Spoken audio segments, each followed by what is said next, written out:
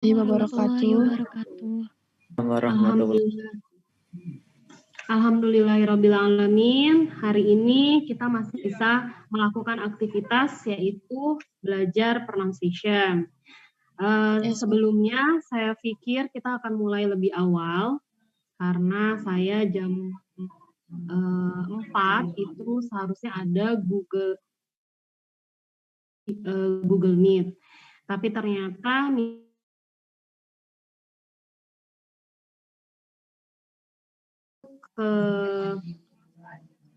joining Zoom meeting untuk kelas ini sesuai dengan waktu yang biasanya dilakukan. Okay, dear all my beloved students, nice to meet you again in this week. Minggu besok adalah minggu terakhir kali ya belajar. Sebelum minggu depannya lagi kalian akan sibuk dengan tahun baru gitu. Tapi tahun baru ngapain ya? Lagi corona. Nggak ada perayaan. Stay at home aja, Miss. Stay at home, betul. Pilihan yang terbaik itu adalah stay at home. Walaupun mau Transmart buka gitu ya, orang Cilegon. Mau yang lainnya lagi promo. Iya, lagi promo 12-12 di mana-mana sale merah, tapi insya Allah nggak kegoda ya. Lebih baik di rumah, lebih enak, lebih sehat, lebih produktif, bisa lebih cantik, bisa lebih putih, ya kan? Skincare, body care.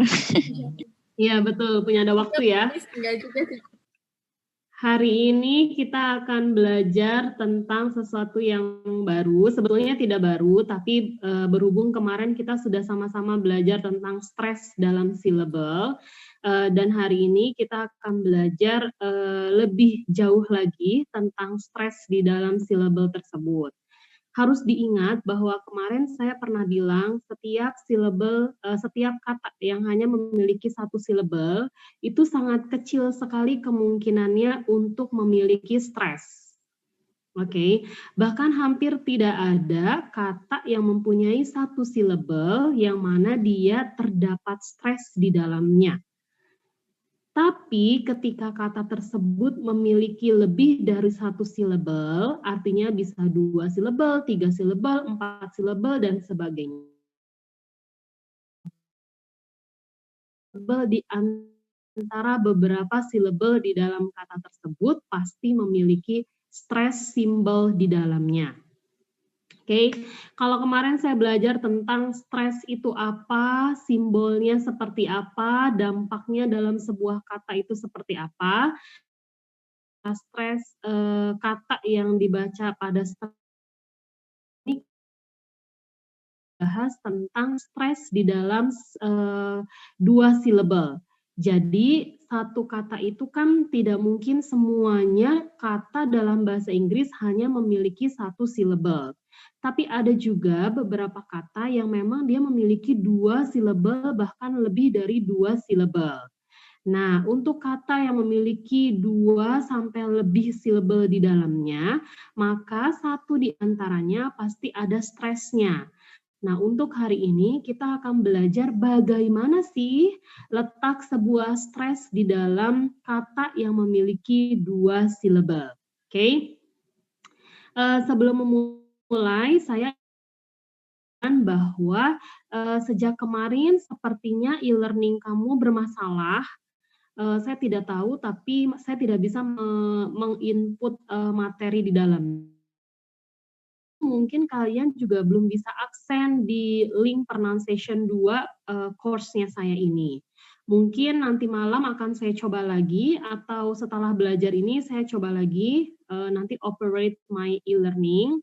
Kalau sudah bisa,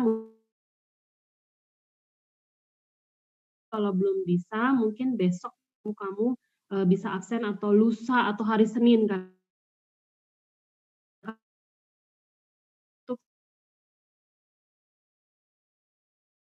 Secara langsung ke fakultas, oke? Nah, langsung saja kita akan belajar melalui interactive board untuk hari ini. Temanya ada di buku di halaman 68. Bagi siapa yang ingin membuka bukunya boleh di halaman 68. Bagi siapa yang hanya ingin melihat penjelasan Miss di interactive board juga boleh ya. Sekarang Miss stop dulu videonya, kita akan langsung belajar tentang stress in the two syllable. Oke? Iya, Miss.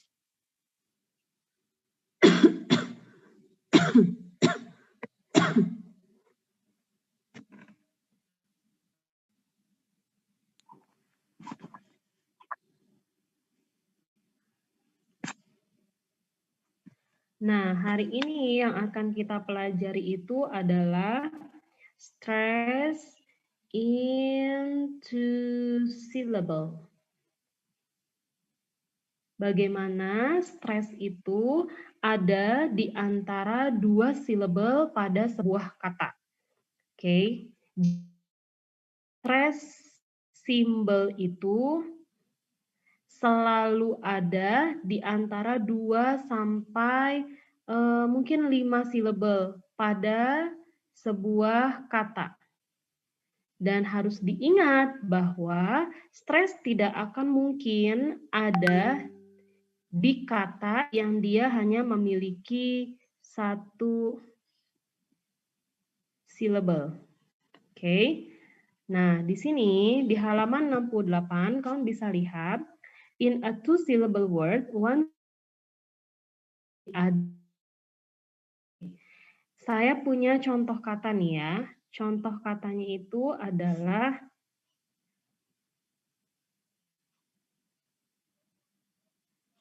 nah, ini adalah kata answer. Kamu harus ingat ya, anak bahasa Inggris itu harus tahu. Kenapa di sini are sounds-nya menggunakan ini adalah penulisan. Oke.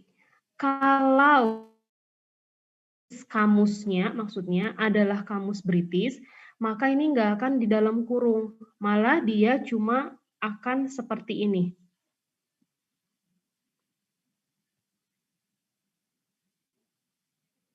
Oke, ini adalah gaya British. Kenapa Miss bisa American itu kan dia biasa untuk membaca R sounds walaupun samar. Sedangkan British dia sama sekali tidak membaca R sounds. Makanya kalau orang American itu ngomongnya good morning, tapi kalau orang British itu ngomongnya good morning. Oke, me prefer untuk British one. Karena saya memang jarang banget ngomong good morning ya, saya lebih ngomong good morning. Apapun itu nggak masalah, mau di mix, mau kamu kadang pakai American, kadang kamu pakai British, nggak masalah. Yang penting, as long as you speak English, pronunciation is properly, it's enough, oke? Nah, balik lagi, saya punya kata-kata answer.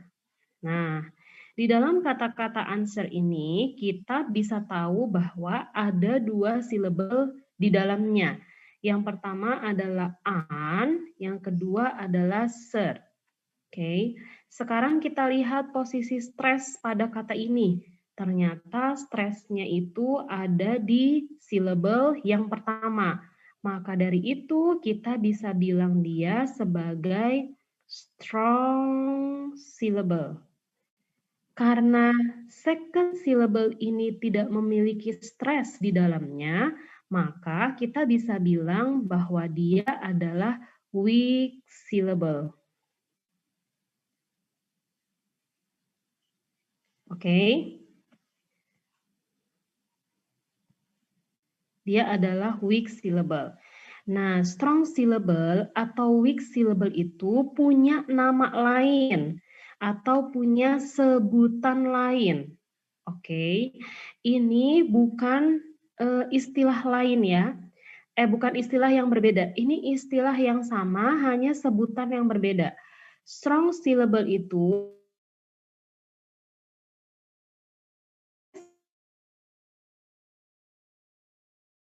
nyambung ya, kenapa dia dipanggil stress syllable? Jelas karena dia adalah strong syllable terdapat tanda stress.